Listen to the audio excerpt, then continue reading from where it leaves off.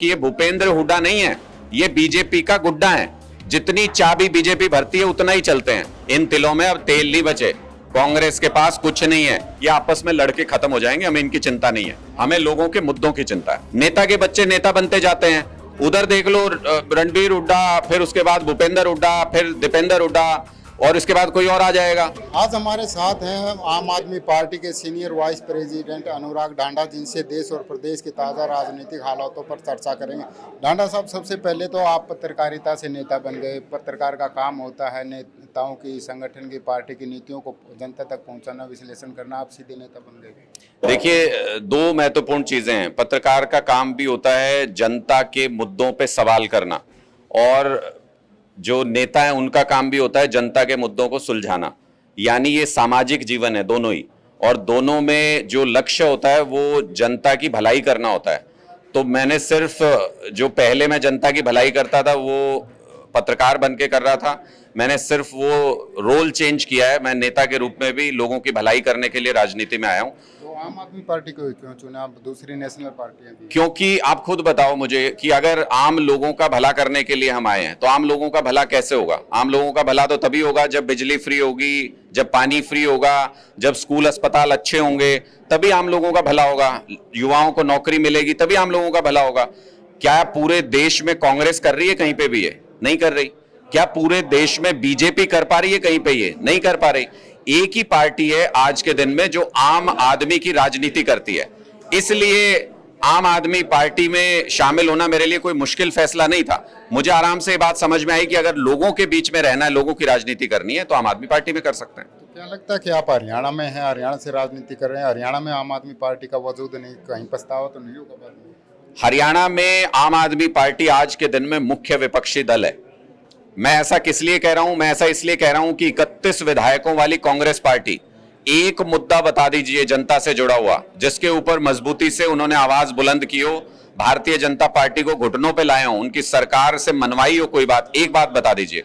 आज जनता के हर मुद्दे के ऊपर, चाहे वो युवाओं का मुद्दा हो, सरपंचों का मुद्दा हो, ओपीएस का मुद्दा हो, क्लर्कों का मुद्दा हो, महिलाओं का मुद्दा हो, किसी भी मुद्दे पर आम आदमी पार्टी ने सबसे मजबूती से और सबसे वाजिब सवाल उठाए हैं।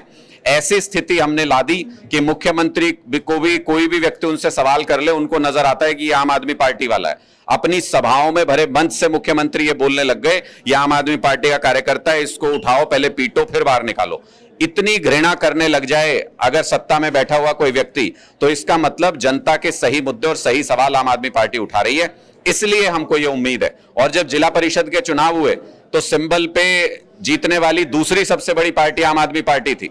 जिनकी हिम्मत नहीं हुई सिंबल पे चुनाव लड़ने की, वो काहे का विपक्ष? जो महिला सुरक्षा के मुद्दे पे टेप लगा के बैठ जाए मुंह के ऊपर, वो काहे का विपक्ष?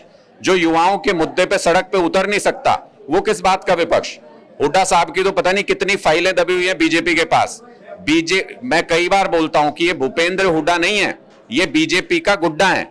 जितनी चाबी बीजेपी भरती है उतना ही चलते हैं, और जैसे ही चाबी कम कर देते हैं चलना कम हो जाते हैं। जब बीजेपी चाहेगी तो मुद्दा उठाएंगे, नहीं चाहेगी चुप हो जाएंगे। कभी देखा आपने पिछले 9 साल के अंदर कांग्रेस पार्टी लोगों के मुद्दों को सड़क पे लेकर के संघर्ष करने के लिए निकली हो?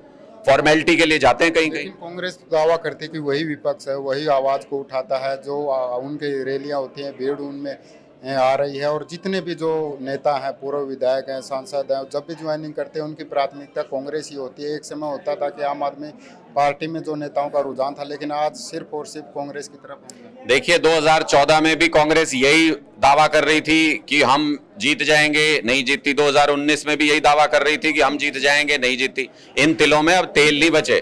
कांग्रेस के पास कुछ नहीं है, ना उनके पास मुद्दा है। ये भूपेंद्र हुड्डा जी 4 दिन निकले, इन्होंने कहा 300 यूनिट बिजली फ्री दे देंगे, 300 बिजली फ्री दे देंगे। पीछे से मैंने कहा जैसे बीजेपी ने चाबी टाइट कर दी, इन्होंने 300 यूनिट बोलना बंद कर दिया। तो इनके बीच में इतना टकराव है।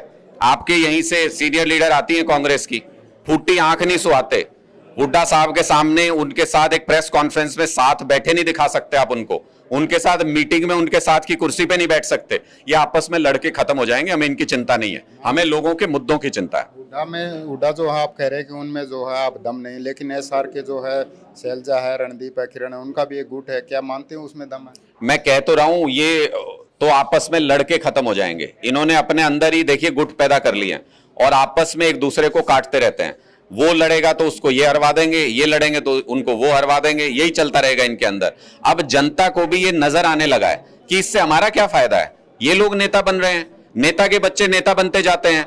उधर देख लो रणबीर हुड्डा, फिर उसके बाद भूपेंद्र हुड्डा, फिर दीपेंद्र हुड्डा, और इसके बाद कोई और आ जाएगा। इधर देख लो चौधरी शमशेर सिंह सुरजेवाला, रणदीप सुरजेवाला अब अपने बेटे की तैयारी कर रहे हैं। इधर देख लो आप पूरा परिवार बंसीलाल जी का, अब किरण जी हैं, अब उनकी बेटी आगे राजनीति में आ गई हैं। तो इन परिवारों को बड़ा करने के लिए थोड़ी जनता हर बार वोट करेगी। बीजेपी भी यही कहती है कि परिवार की राजनीति खत्म की है, परिवार की राजनीति खत्म करके अंत्योदय योजना जो सबसे गरीब है उसके लिए योजनाएं चलाई जा रही है, आयुष्मान चलाया जा रहा है। क्या मानते हैं कि जो आम आदमी भी कहता है कि हरियाणा के मुख्यमंत्री वो शरीफ है, ईमानदार है? तो ये तो मुझे समझ नहीं आया कि अगर बीजेपी परिवारवाद खत्म करना चाहती है तो चौधरी वीरेंद्र सिंह के बेटे को टिकट क्यों दिया था एमपी बनाने के लिए, और दोनों को, एक को मंत्री और एक को सांसद क्यों बना रखा था? ये तो बीजेपी को जवाब देना पड़ेगा। उधर उत्तर प्रदेश में राजनाथ जी को देख लीजिए, उनका बेटा राजनीति कर रहा है। पता नहीं बीजेपी में गिनने लगोगे तो 50 परिवार निकल आएंगे जो राजनीति कर रहे हैं। परिवारवाद का जो सबसे बड़ा सूचक सिंधिया जी, उनको तो ये कांग्रेस से बीजेपी में ले गए। यानी ये सारे ढकोसले, झूठ बोलती है भारतीय जनता पार्टी भी। जो नैतिक राजनीति है वो छोड़ चुकी है भारतीय जनता पार्टी भी। सिर्फ आम आदमी पार्टी एक ऐसा विकल्प है जहां ना परिवारवाद के लिए कोई जगह है, जहां पे ना देश के खिलाफ किसी काम को करने की कोई जगह, जहां ना भ्रष्टाचार की कोई जगह है। कट्टर देशभक्त, कट्टर ईमानदार और लोगों के लिए जीने वाली पार्टी आम आदमी पार्टी है। तो क्या मानते मुख्यमंत्री की तो सब सराहना करते हैं? कौन से मुख्यमंत्री की? मनोहर लाल की कहते हैं। मैं मध्य प्रदेश गया था अभी हाल ही में, वहां पे एक व्यक्ति मेरे को सभा के अंदर ये बोला कि भाई साहब साइड आओ, कुछ बात करनी है आपसे। मुझे लगा कुछ सीक्रेट, पता नहीं क्या बात कर रहे होंगे। मैंने कहा ये लोगों से मिल रहा हूं मैं, जरा उसके बाद आता हूं। मैं मिला, फिर बोले भाई साहब आप साइड आओ, आपसे कुछ बात पूछनी है। मैं साइड गया तो वो पूछ रहे थे कि भाई साहब मुझे सिर्फ इतना पूछना है कि ये कहां से ढूंढ के लाए थे हरियाणा वाले ऐसा मुख्यमंत्री, ऐसा तो हमें समझ ही नहीं आया। इसको मुख्यमंत्री क्या क्वालिफिकेशन देख के बना दिया? लोगों को पूरे देश के अंदर ऐसा माहौल है, लोग कह रहे हैं कि ऐसा मुख्यमंत्री कैसे हो सकता है जो ना बच्चों की पेपर करा सकता। खुद ही मना कर रहे हैं, कहते पेपर कराना काम थोड़ी है सरकार का। ना बच्चों के पेपर करा सकते, ना क्लर्कों को 35,400 दे सकते, ना आशा वर्कर को पक्का कर सकते, ना किसानों को मुआवजा दे सकते, ना 24 घंटे बिजली दे सकते, ना मुफ्त बिजली दे सकते, ना घर घर पानी दे सकते, ना ये ओपीएस दे सकते कर्मचारियों को, ना सरपंचों को उनके अधिकार दे सकते, ना महिलाओं को सुरक्षा दे सकते। फिर किस काम के मुख्यमंत्री हैं? रह क्या गया? सीएमओ के इतने भ्रष्टाचार के काले चिट्ठे मैंने सारे के सारे इनके सामने रख दिए। मुंह पे टेप लगा के बैठे मुख्यमंत्री जी, बोले मैं कागज मंगा रहा हूं, आज तक नहीं आए, 2 महीने हो गए। तो इसका मतलब भ्रष्टाचार इनके आसपास खुल के हो रहा है, इनको सब दिखाई भी दे रहा है। ये धृतराष्ट्र की तरह आंख पे पट्टी बांध के बैठे वो, और पूरी तरह से इन्होंने देखना बंद कर दिया है। चारों तरफ अपने भ्रष्टाचार चल रहा है। तो मुझे लगता है कि लोगों के भी ये बात समझ में आ गई कि अब इनको हटाना पड़ेगा, जनता का राज लाना पड़ेगा। आम आदमी अब अपना राज लेके आएगा 2024 में। नेताओं का राज बहुत हो चुका, आम आदमी अब अपनी सरकार बनाएगा और खुद चलाएगा। तो अनुराग ढांडा की पसंद क्या होगी, कोई किस विधानसभा या लोकसभा? हमारे लिए विधानसभा, लोकसभा, कोई पद, कोई सरकार में मंत्री विधायक ये महत्वपूर्ण नहीं है। हमारे लिए सिस्टम बदलना महत्वपूर्ण है, और वो जिम्मेदारी पे अरविंद केजरीवाल जी ने लगाया हुआ है कि जैसे पंजाब और दिल्ली में सिस्टम बदल गया, हरियाणा में भी सिस्टम बदल। अगर पार्टी चॉइस पूछती है तो पहले लोकसभा लड़ेंगे या विधानसभा? पार्टी जहां से आदेश करेगी, पार्टी जिस लड़ाई में उतरने के लिए कहेगी, उसमें पूरी ताकत और दमखम से उतरेंगे।